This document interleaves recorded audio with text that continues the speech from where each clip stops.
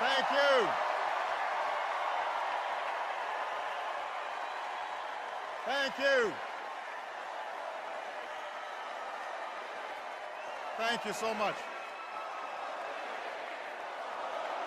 Thank you.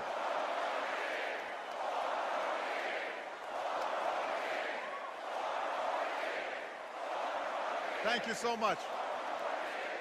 Thank you. Thank you very much, everybody.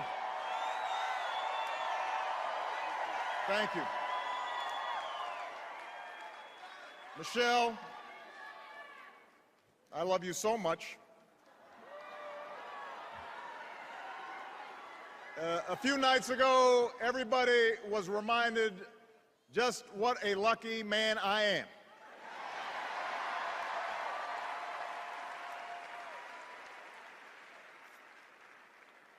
Malia and Sasha, we are so proud of you.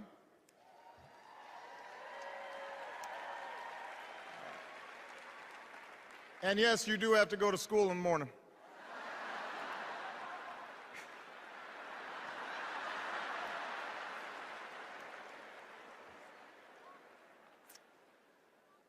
And Joe Biden, thank you for being the very best vice president I could have ever hoped for, and being a strong and loyal friend.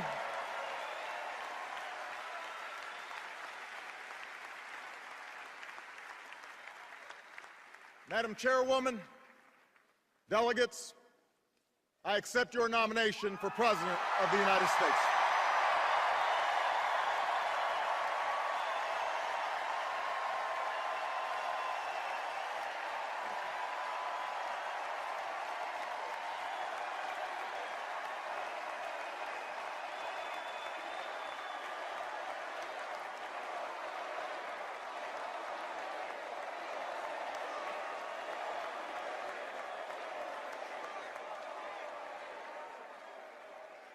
Now, the first time I addressed this convention in 2004, I was a younger man,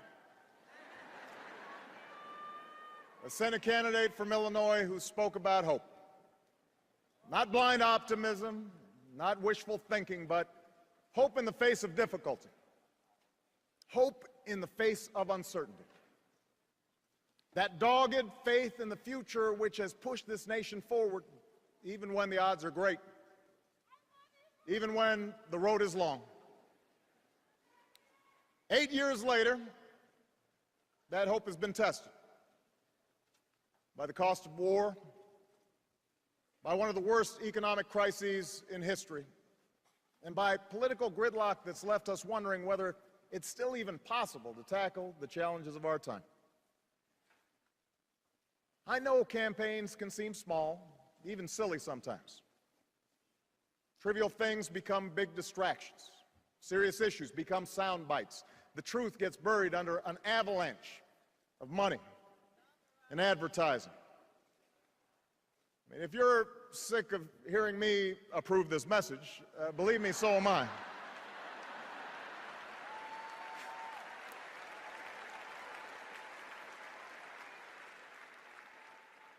But when all is said and done, when you pick up that ballot to vote, you will face the clearest choice of any time in a generation. Over the next few years, big decisions will be made in Washington on jobs, the economy, taxes and deficits, energy, education, war and peace. Decisions that will have a huge impact on our lives and on our children's lives for decades to come. And on every issue, the choice you face won't just be between two candidates or two parties. It will be a choice between two different paths for America, a choice between two fundamentally different visions for the future. Ours is a fight to restore the values that built the largest middle class and the strongest economy the world has ever known.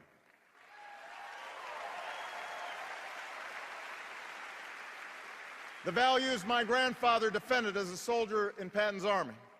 The values that drove my grandmother to work on a bomber assembly line while he was gone. They knew they were part of something larger. A nation that triumphed over fascism and depression. A nation where the most innovative businesses turned out the world's best products, and everyone shared in that pride and success, from the corner office to the factory floor. My grandparents were given the chance to go to college, buy their own home, and fulfill the basic bargain at the heart of America's story. The promise that hard work will pay off, that responsibility will be rewarded, that everyone gets a fair shot, and everyone does their fair share, and everyone plays by the same rules, from Main Street to Wall Street to Washington, D.C.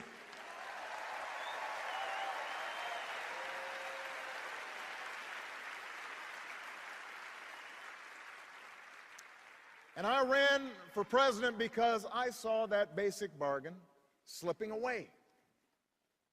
I began my career helping people in the shadow of a shuttered steel mill at a time when too many good jobs were starting to move overseas. And by 2008, we had seen nearly a decade in which families struggled with costs that kept rising, but paychecks that didn't. Folks racking up more and more debt just to make the mortgage or pay tuition, put gas in the car or food on the table. And when the house of cards collapsed in the Great Recession, millions of innocent Americans lost their jobs, their homes, their life savings, a tragedy from which we're still fighting to recover. Now, our friends down in Tampa at the Republican convention were more than happy to talk about everything they think is wrong with America, but they didn't have much to say about how they'd make it right. They want your vote, but they don't want you to know their plan. And that's because all they have to offer is the same prescriptions they've had for the last 30 years. Have a surplus? Try a tax cut. Deficit too high? Try another. Feel a cold coming on? Take 2 tax cuts, roll back some regulations, and call us in the morning.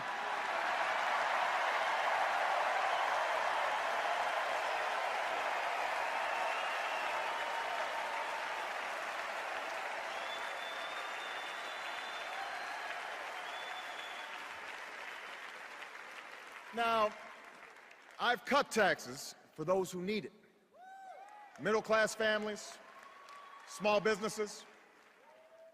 But I don't believe that another round of tax breaks for millionaires will bring good jobs to our shores or pay down our deficit. I don't believe that firing teachers or kicking students off financial aid will grow the economy or help us compete with the scientists and engineers coming out of China. After all we've been through, I don't believe that rolling back regulations on Wall Street will help the small businesswoman expand or the laid-off construction worker keep his home. We have been there, we've tried that, and we're not going back. We are moving forward, America.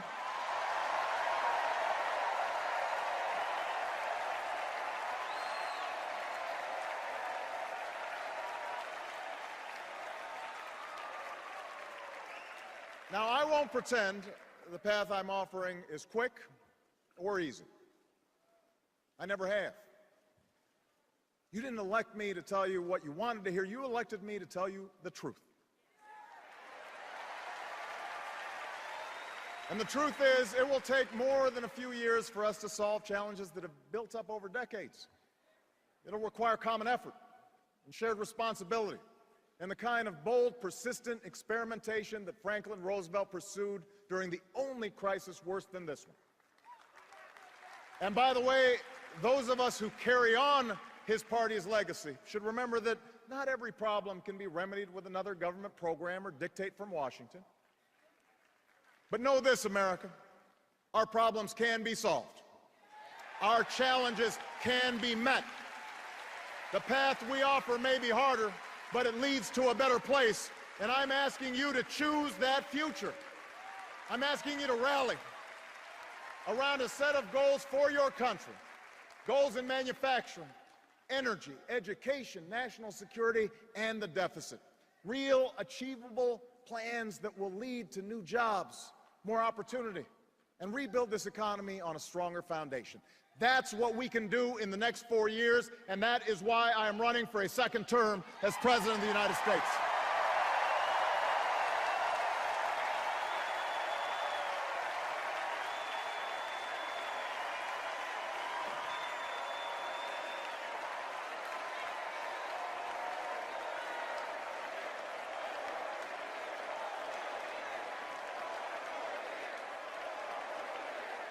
We can choose a future where we export more products and outsource fewer jobs. After a decade that was defined by what we bought and borrowed, we're getting back to basics and doing what America's always done best. We are making things again. I've met workers in Detroit and Toledo who feared they'd never build another American car. And today they can't build them fast enough because we reinvented a dying auto industry that's back on the top of the world.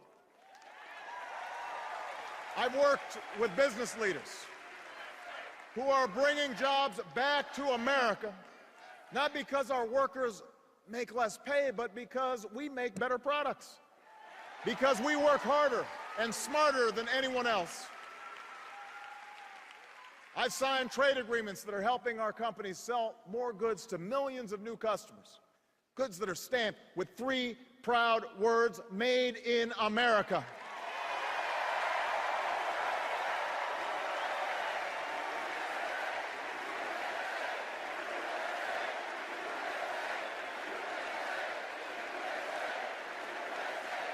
And after a decade of decline, this country created over 500,000 manufacturing jobs in the last 2.5 years. And now you have a choice.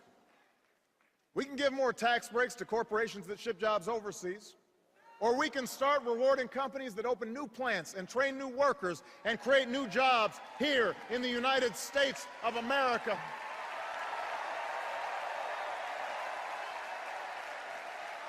We can help big factories and small businesses double their exports.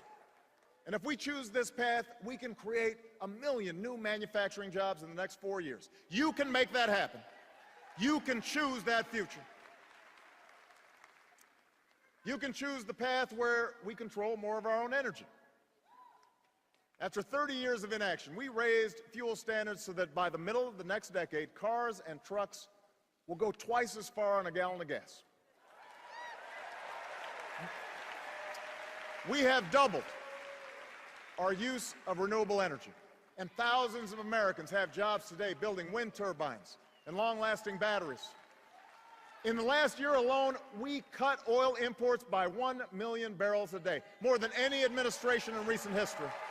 And today, the United States of America is less dependent on foreign oil than at any time in the last 2 decades.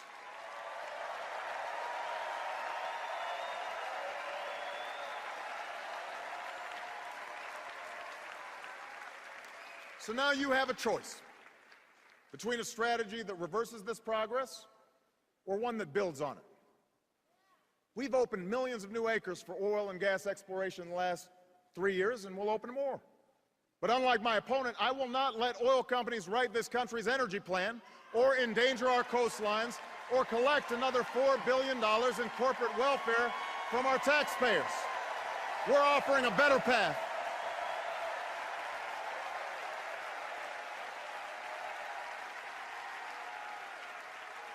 We're offering a better path, a future where we keep investing in wind and solar and clean coal, where farmers and scientists harness new biofuels to power our cars and trucks, where construction workers build homes and factories that waste less energy, where we develop a 100-year supply of natural gas that's right beneath our feet. If you choose this path, we can cut our oil imports in half by 2020 and support more than 600,000 new jobs in natural gas alone.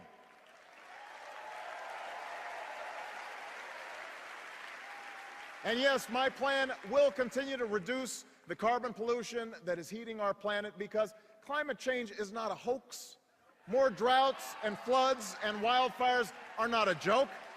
They are a threat to our children's future, and in this election, you can do something about it.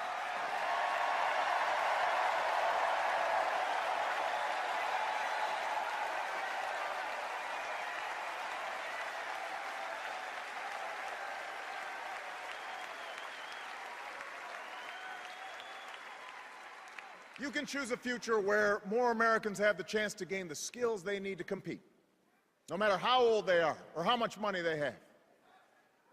Education was the gateway to opportunity for me. It was the gateway for Michelle. It was the gateway for most of you. And now, more than ever, it is the gateway to a middle-class life. For the first time in a generation, nearly every state has answered our call to raise their standards for teaching and learning. Some of the worst schools in the country have made real gains in math and reading. Millions of students are paying less for college today because we finally took on a system that wasted billions of taxpayer dollars on banks and lenders. And now you have a choice. We can gut education, or we can decide that in the United States of America, no child should have her dreams deferred because of a crowded classroom or a crumbling school.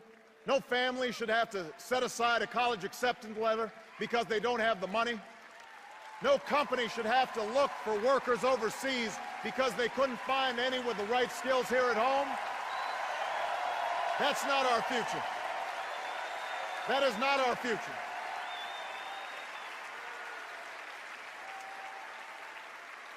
The government has a role in this, but teachers must inspire, principals must lead, parents must instill a thirst for learning, and students, you got to do the work.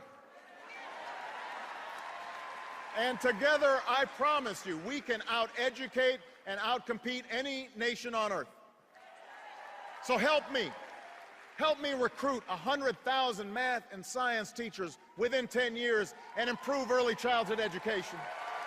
Help give 2 million workers the chance to learn skills at their community college that will lead directly to a job.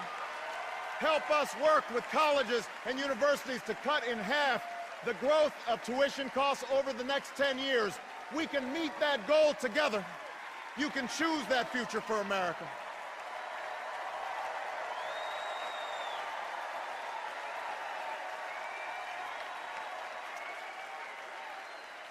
That's our future.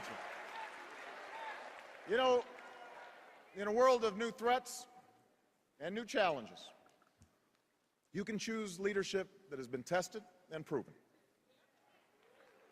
4 years ago, I promised to end the war in Iraq. We did. I promised to refocus on the terrorists who actually attacked us on 9/11, and we have. We've blunted the Taliban's momentum in Afghanistan, and in 2014, our longest war will be over. A new tower rises above the New York skyline. Al-Qaeda is on the path to defeat, and Osama bin Laden is dead.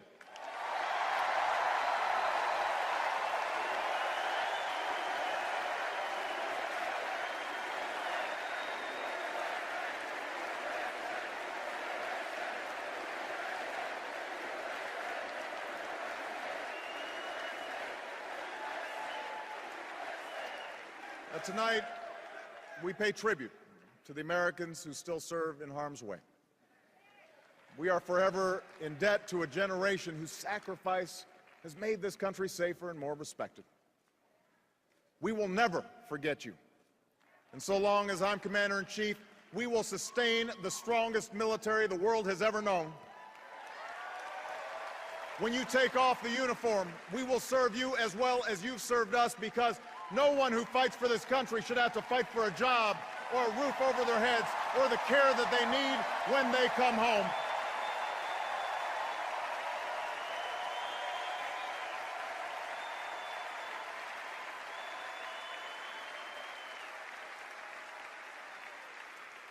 Around the world, we've strengthened old alliances and forged new coalitions to stop the spread of nuclear weapons.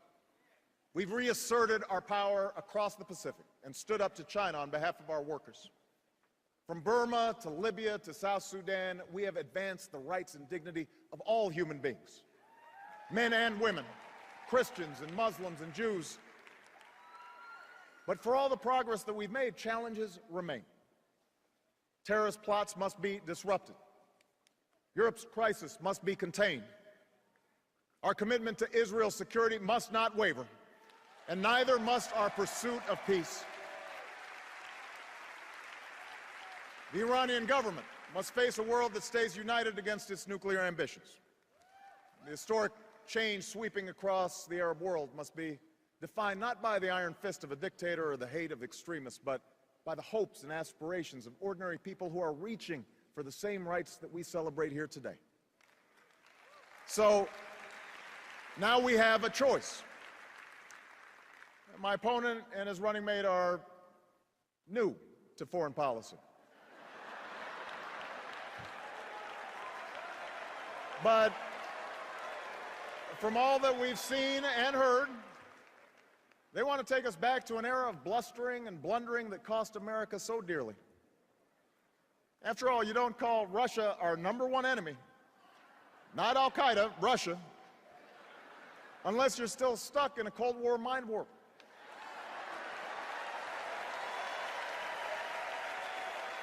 You might not be ready for diplomacy with Beijing if you can't visit the Olympics without insulting our closest ally.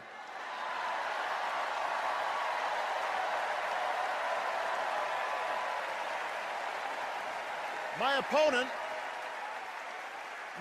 said that it was tragic to end the war in Iraq, and he won't tell us how he'll end the war in Afghanistan.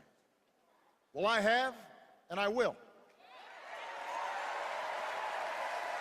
And while my opponent would spend more money on military hardware that our Joint Chiefs don't even want, I will use the money we're no longer spending on war to pay down our debt and put more people back to work, rebuilding roads and bridges and schools and runways, because after 2 wars that have cost us thousands of lives and over $1 trillion, it's time to do some nation building right here at home.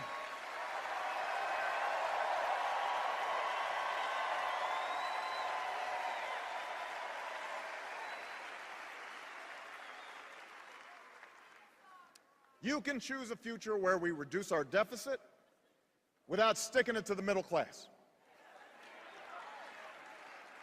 Independent experts say that my plan would cut our deficit by $4 trillion. And last summer, I worked with Republicans in Congress to cut $1 billion in spending, because those of us who believe government can be a force for good should work harder than anyone to reform it so that it's leaner and more efficient and more responsive to the American people. I want to reform the tax code so that it's simple, fair, and ask the wealthiest households to pay higher taxes on incomes over $250,000. The same rate we had when Bill Clinton was president, the same rate we had when our economy created nearly 23 million new jobs, the biggest surplus in history, and a whole lot of millionaires to boot. Now, I'm still eager to reach an agreement based on the principles of my bipartisan debt commission. No party has a monopoly on wisdom. No democracy works without compromise. I want to get this done, and we can get it done. But when Governor Romney and his friends in Congress tell us we can somehow lower our deficits by spending trillions more on new tax breaks for the wealthy, well, what Bill Clinton call it? You do the arithmetic. You do the math. I refuse to go along with that. And as long as I'm president, I never will. I refuse to ask middle-class families to give up their deductions for owning a home or raising their kids just to pay for another millionaire's tax cut. I refuse to ask students to pay more for college or kick children out of Head Start programs to eliminate health insurance for millions of Americans who are poor and elderly or disabled. Also, those with the most can pay less. I'm not going along with that.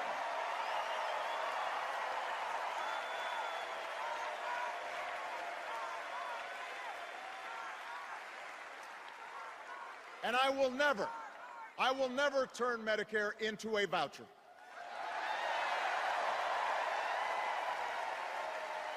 No American should ever have to spend their golden years at the mercy of insurance companies. They should retire with the care and the dignity that they have earned. Yes, we will reform and strengthen Medicare for the long haul, but we'll do it by reducing the cost of health care, not by asking seniors to pay thousands of dollars more. And we will keep the promise of Social Security by taking the responsible steps to strengthen it, not by turning it over to Wall Street.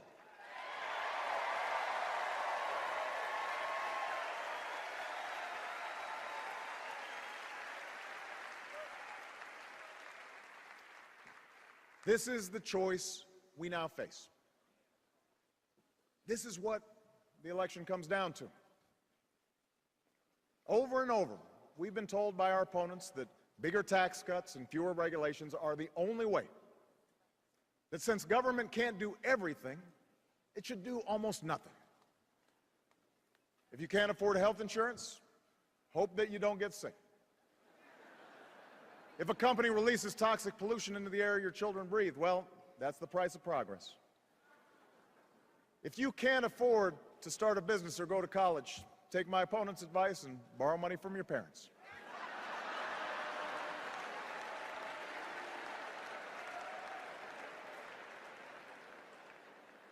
You know what? That's not who we are. That's not what this country's about.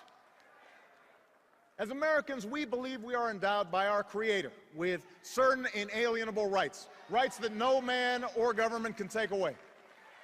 We insist on personal responsibility, and we celebrate individual initiative. We're not entitled to success. We have to earn it.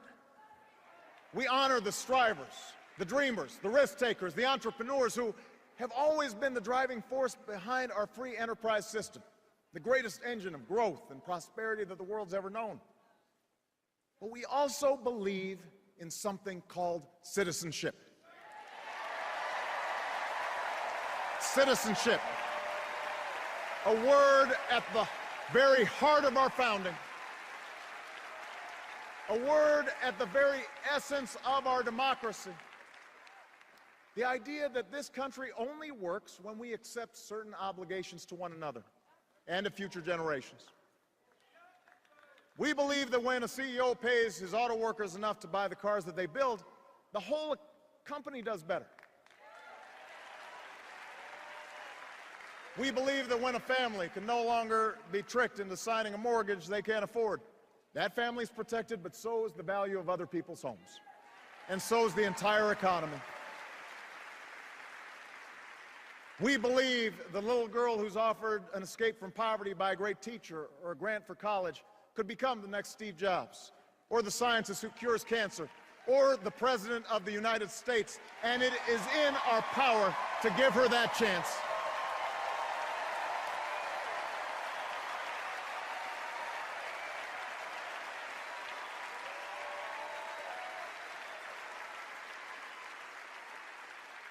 We know that churches and charities can often make more of a difference than a poverty program alone. We don't want handouts for people who refuse to help themselves, and we certainly don't want bailouts for banks that break the rules.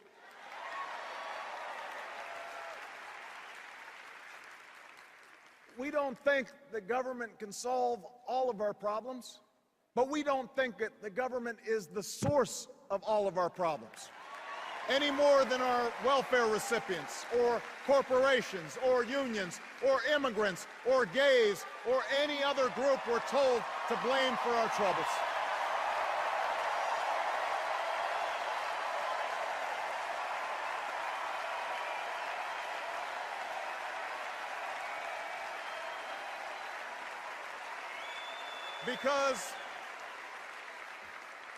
Because America, we understand that this democracy is ours.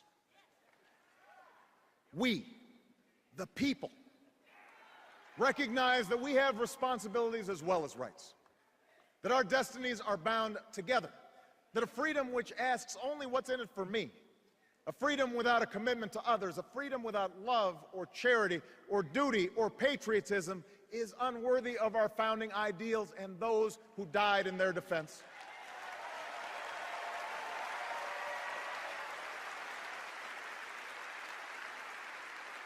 As citizens, We understand that America is not about what can be done for us. It's about what can be done by us, together, through the hard and frustrating but necessary work of self-government. That's what we believe. So you see, the election 4 years ago wasn't about me. It was about you. My fellow citizens, you were the change. You're the reason there's a little girl with a heart disorder in Phoenix who'll get the surgery she needs because an insurance company can't limit her coverage. You did that.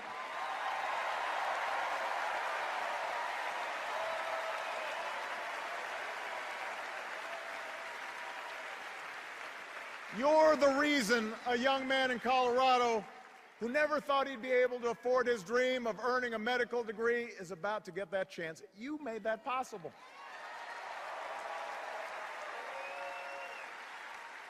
You're the reason a young immigrant who grew up here and went to school here and pledged allegiance to our flag will no longer be deported from the only country she's ever called home. Why selfless soldiers won't be kicked out of the military because of who they are or who they love. Why thousands of families have finally been able to say to the loved ones who served us so bravely, welcome home. Welcome home. You did that. You did that. You did that. If you turn away now, if you buy into the cynicism that the change we fought for is impossible, well, change will not happen. If you give up on the idea that your voice can make a difference, then other voices will fill the void. The lobbyists and special interests, the people with the $10 million checks who are trying to buy this election, and those who are trying to make it harder for you to vote. Washington politicians who want to decide who you can marry or control health care choices that women should be making for themselves.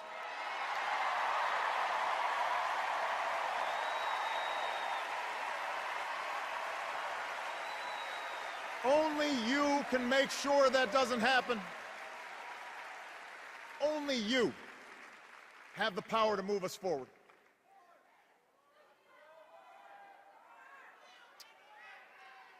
You know, I recognize that times have changed since I first spoke to this convention. Times have changed, and so have I. I'm no longer just a candidate. I'm the president.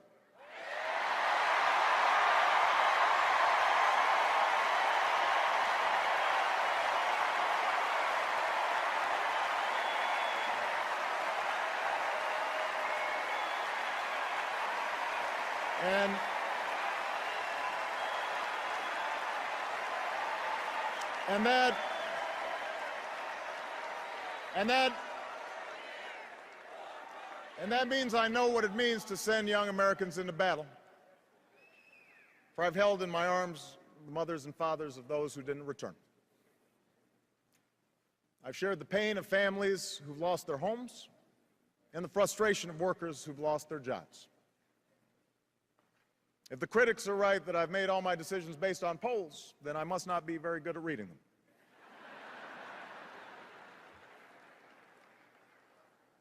And while I'm very proud of what we've achieved together, I'm far more mindful of my own failings, knowing exactly what Lincoln meant when he said, "I have been driven to my knees many times by the overwhelming conviction that I had no place else to go."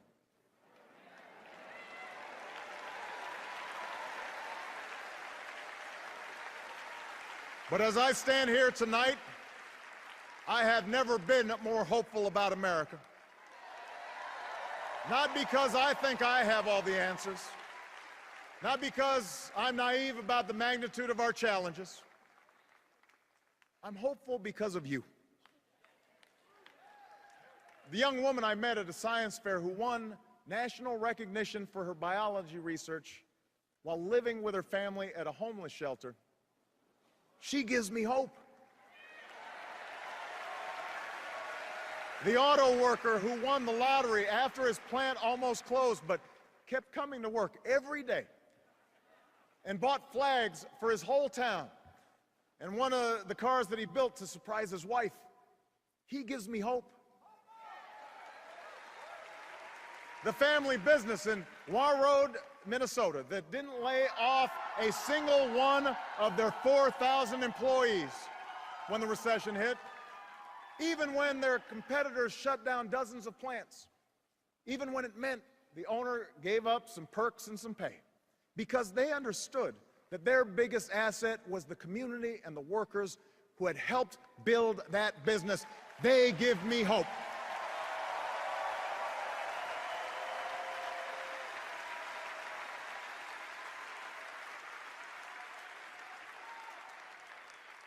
I think about the young sailor I met at Walter Reed Hospital, still recovering from a grenade attack that would cause him to have his leg amputated above the knee. And 6 months ago, we would watch him walk into a White House dinner honoring those who served in Iraq. Tall and 20 pounds heavier, dashing in his uniform, with a big grin on his face, sturdy on his new leg. And I remember how a few months after that, I would watch him on a bicycle, racing with his fellow wounded warriors on a sparkling spring day, inspiring other heroes who had just begun the hard path he had traveled. He gives me hope.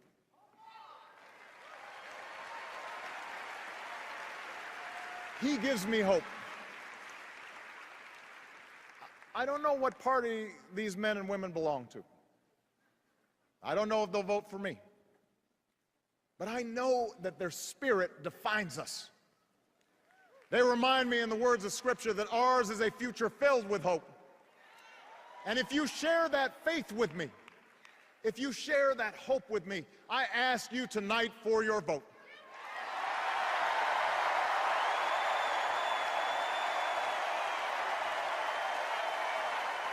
If you reject the notion that this nation's promise is reserved for the few, your voice must be heard in this election. If you reject the notion that our government is forever beholden to the highest bidder, you need to stand up in this election. If you believe that new plants and factories can dot our landscape, that new energy can power our future, that new schools can provide ladders of opportunity to this nation of dreamers, if you believe in a country where everyone gets a fair shot and everyone does their fair share and everyone plays by the same rules, then I need you to vote this November.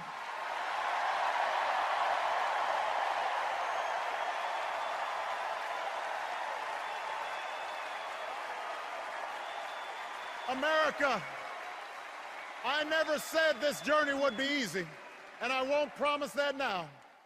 Yes, our path is harder, but it leads to a better place. Yes, our road is longer, but we travel it together. We don't turn back. We leave no one behind. We pull each other up. We draw strength from our victories, and we learn from our mistakes, but we keep our eyes fixed on that distant horizon, knowing that Providence is with us and that we are surely blessed to be citizens of the greatest nation on earth. Thank you. God bless you. And God bless these United States.